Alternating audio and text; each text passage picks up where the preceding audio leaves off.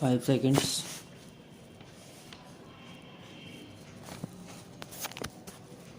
Since the first summit in 1961, our movement has registered many achievements to its credit, but on the issue of global nuclear disarmament, which was identified as a priority by our leaders in 1961, we have yet to make a decisive headway.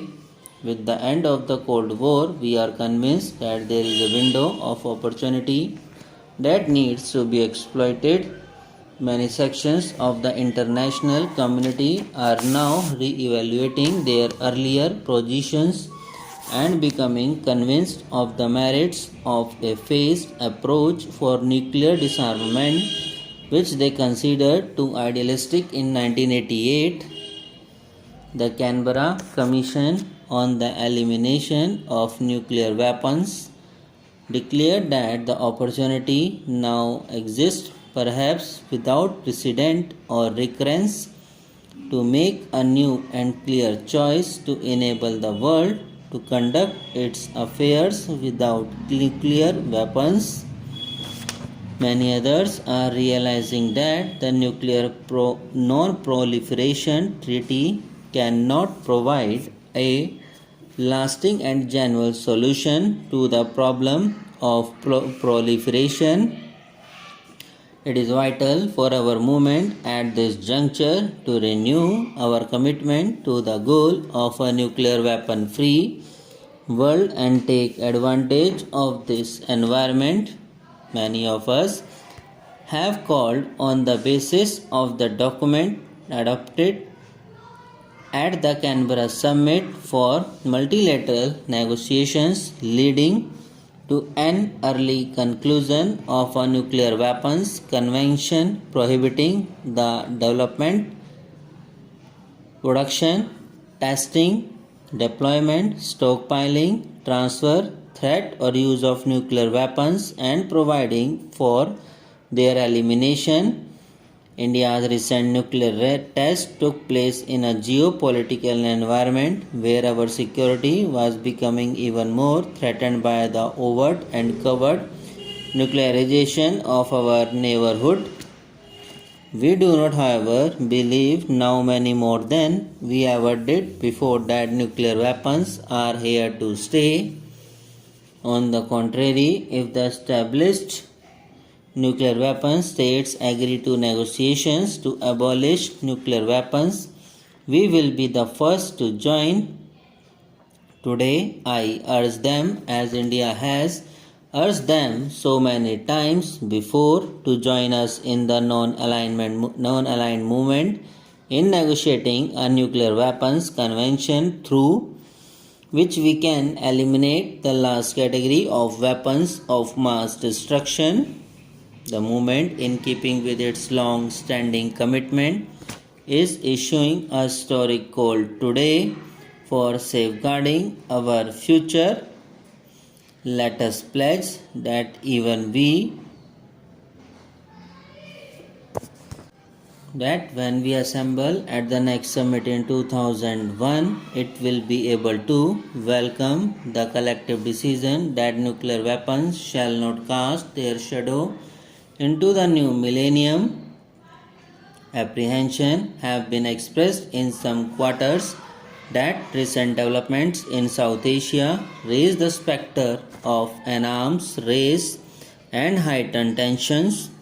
These apprehensions are misplaced. India continues to seek good relations with all its neighbors, work with them to build on our commonalities and shared aspirations. Differences should be resolved in a rational manner, peacefully, and through bilateral negotiations. I have had a cordial meeting with the Prime Minister of Pakistan at Colombo, and our delegations have continued the dialogues here.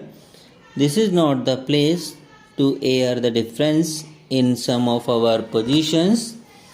The Shimla Agreement, which both India and Pakistan have ratified, provides an agreed mechanism for resolving these differences amicably among ourselves. Let me say this loud and clear, there is no place for any third party involvement in this process, howsoever well intentioned. The state of Jammu and Kashmir is and will remain an integral part of India. The real problems there is one of cross border terrorism. The international system in which the movement must function remains beset with inequality and uncertainty. Ethnic conflict continues in Europe as well as other parts of the world. The Middle East peace process remains deadlocked. Religious fundamentalism and terrorism daily claim innocent victims in many parts of the world. Protectionism, currency speculation, and flight of capital have been a setback to the economies of many developing countries. Pressures on developing countries have intensified as the new architecture of the multilateral regime in trade, investment, development, cooperation, environment, and human rights shrinks the political space available to developing countries. The United Nations is being asked to shoulder increasing responsibilities, but its financial resources rest on shaky foundations. Expansion and reform of the Security Council should be based on global and non-discriminatory criteria. Now, and developing countries are most often the objects of the Council's action. They must have a role in decision making in the Council on the basis of equality. To meet the aspirations of its members, NAM has to develop the strength to translate its numbers into an effective voice in international affairs. It has to regain lost ground in a changed international environment.